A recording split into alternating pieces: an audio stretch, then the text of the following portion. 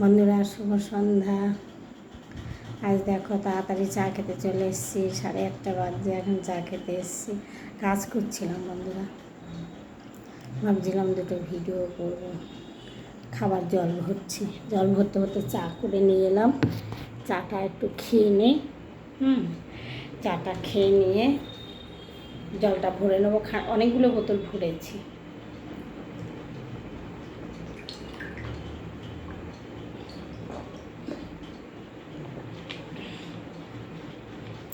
অনেকগুলো বোতল ভরে নিয়েছি অলরেডি। দিয়ে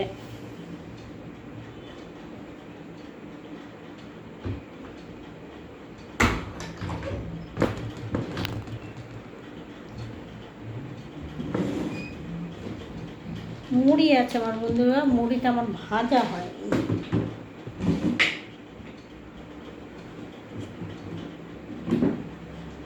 যাবো এস বিস্কুট ছিল যে নেই।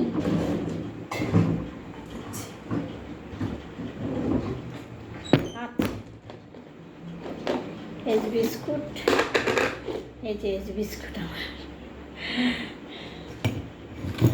তোমরা খেতে ভালোবাসো? একটা সময় খুব ভালোবাসতাম বন্ধুরা, এখন আর ভাল লাগে না। সে আগের টেস্টটা যেন নেই এখন, যে কারণে এখন আর ভালো লাগে না। তারপরে তো মুখের অবস্থা তো 12টা সুগারে।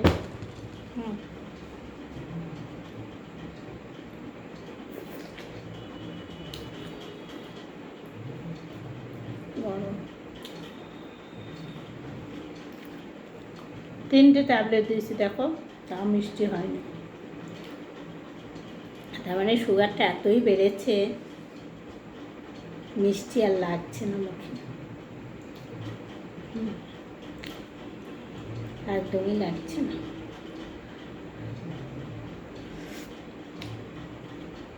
বিস্কুটগুলো ফুলে দেখো কত বড় হয়।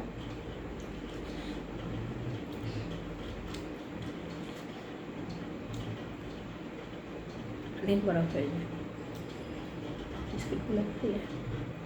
বৃষ্টি হয়ে গেল।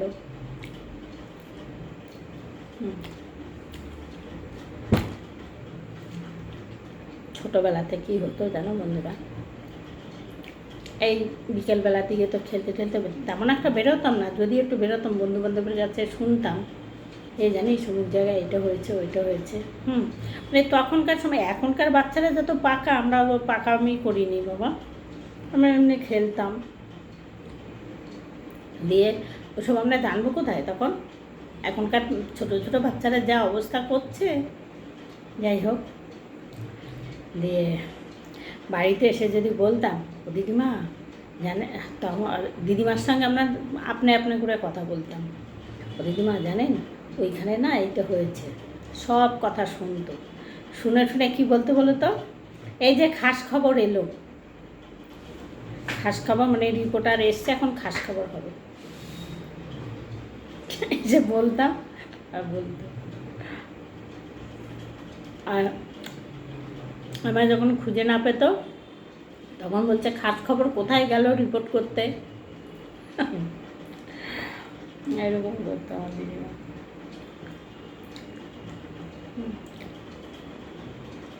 দিদিমার কথাগুলো এখন মনে পড়ে। আর কথায় কথায় শুধু বলতো মাগি মাগি। হ্যাঁ আগেই বলতো বন্ধুরা, এদের চাপ পড়ে গেছে। মাগি বললেই আমি রেগে যেতাম, আর বেশি করে বলতো। আর একটা কথা কি বলতে বলো তো বন্ধুরা, বলতে আমার লজ্জাও করছে, আবার বলেও ফেলছি। হ্যাঁ,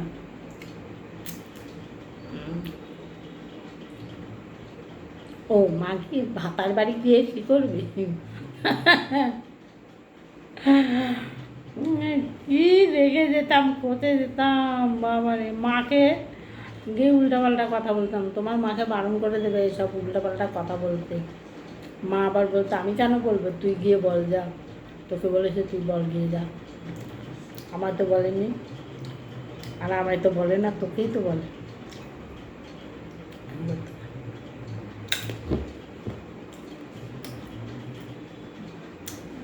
খুব রসিকের ছিল, কিন্তু উনি এত কথা বলতে মুখে হাসি ছিল না, হাসতে পারতো না, মুখখানা যেন গোবরা মুখ ছিল, কিন্তু হাজারো কথা লোককে হাসাতো, নিজে হাসতে পারতো না।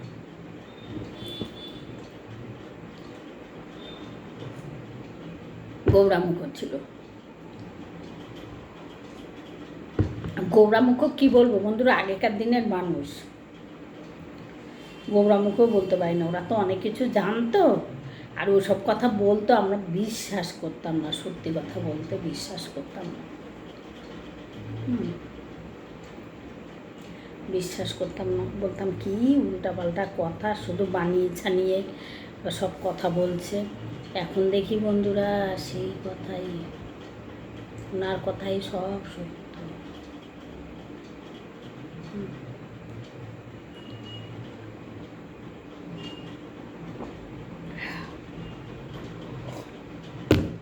তবে আগেকার দিনের লোক যারা ছিল তারা অনেক কিছু জানতো। আমার দিদিমা 110 বছর পরে মারা গেছে, 110 বছর। আমার জেঠু তাই 110 বছর পরে। তো আমার জেঠু আমার দিদিমার থেকে বড় ছিল, আমার বাবার দাদা ছিল, অনেক বড় ছিল।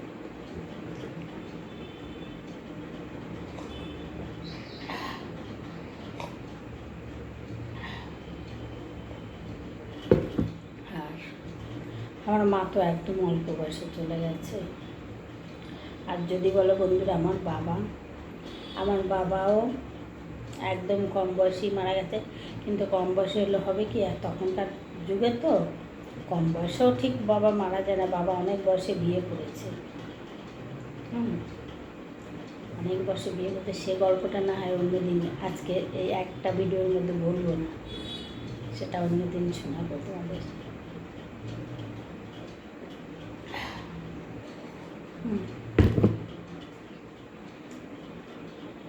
কি করা যায় বলো তো বন্ধুরা, কি করব কি বলবো কিছুই বুঝতে পারছি।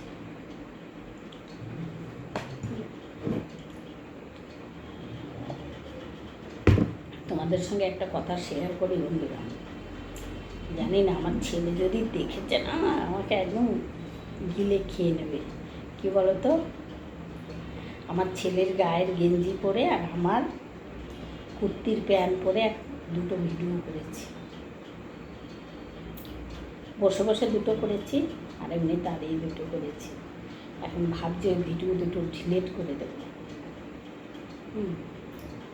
না আগে অপুকে দেখাবো, তারপরে ভালো গানের সঙ্গেই করেছি, তবে ওই গেঞ্জিটা পরে করেছি, তো গেঞ্জি পরে এমনি বসে বসেও করেছি দুটো। ছেলে এখন কি বলবে সেটাই, এমনিতেই ভিডিও করি, তার জন্য দিন রাত্রির অশান্তি করে। যেই যখন বলি যে টাকা দে, তখন বলে তুমি কি ভিডিও থেকে টাকা পেয়েছো? আমি যে বন্ধুরা যদি আমাকে হেল্প করেন আমি নিশ্চয়ই পাবো। তখন আর কিছু বলে না। জানো বন্ধুরা, আমাকে কিন্তু স্টার দিয়েছিল, আমি স্টার পেয়েও ছিলাম। আমি ওই গিয়ে পাওয়ার পরে ফেসবুকে কি বলে ওটা,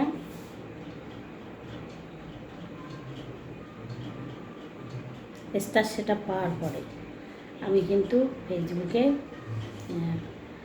পেয়েছিলাম, স্টার পেয়েছিলাম। একদিন কী করে জানো, তোমার সঙ্গে ঝগড়া করে স্টারগুলোকে সব ডিলিট করে দিয়েছে।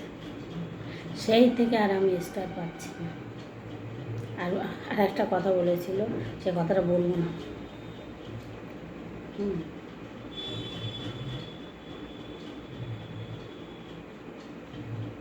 তাহলে আমার বন্ধুরা ভিডিও দেখে হয়তো আমার ভিডিও তবে লাইক কমেন্ট করবেন,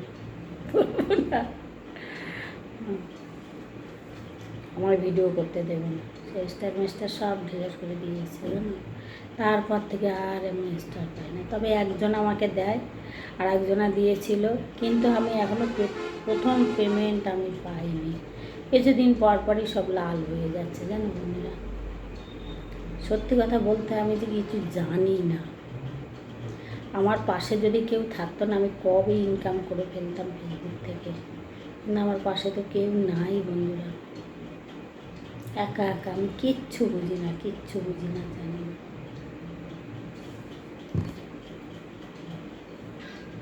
একটা সময় এক একটা ভিডিও ওই যে সব দেখাচ্ছে দেখি ফর ইউতে চলে, একসঙ্গে আমার 3টে ভিডিও এসেছিলো ফর ইউতে চলে, কিন্তু আমি কিছু করতে পারিনি, ব্যাস চলে। ওখানে যদি আরও বন্ধুরা যদি লাইক কমেন্ট যদি শেয়ার করে দিত আমি টাকা পেতাম,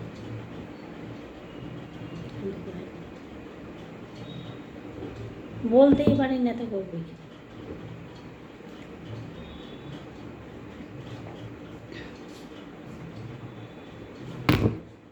পারি না বলে কপালটা এই অবস্থা।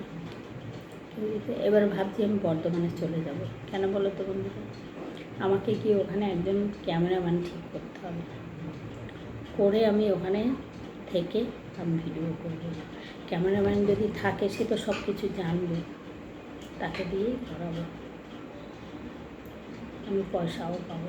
পয়সা বলতে আমি ফেসবুকে কাজ করলেই টাকা পাবো, কাজ তো করেই যাচ্ছি, ওই কিছু তো হচ্ছে। ঠিক আছে বন্ধুরা, টাটা। তোমরা একটু লাইক আমার শেয়ার করে দিও না বন্ধুরা, তোমরাই তোমার সব কিছু, একটু করে দিও। ঠিক আছে, রাখছি বন্ধুরা। আমার খুব ইচ্ছা আমি ফেসবুক থেকে কিছু পয়সা ইনকাম করি, নিজেরটা তো কিছু হলেও করতে পারতাম, তারপরে যা ইচ্ছে ছিল সেটা আমি পরে তোমাদের বলতাম। ঠিক আছে।